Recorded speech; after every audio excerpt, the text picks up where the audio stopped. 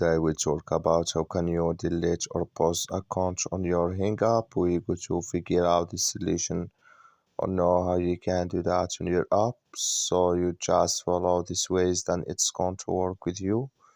So all you have to do, so you just go down here, you click here on your photo profile down here.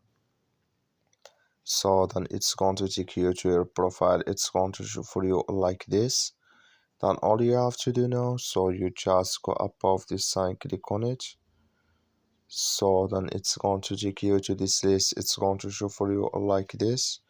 Then you go down here, just keep going down. So then you click here on delete or pause account, just click on it. Then here you select a reason and you. So while you are living here, when you just select your reason, then it's going to delete with you on your Hinge app. That's all you have to do. That's all. Thank you for watching. Don't forget to support us by liking, subscribe.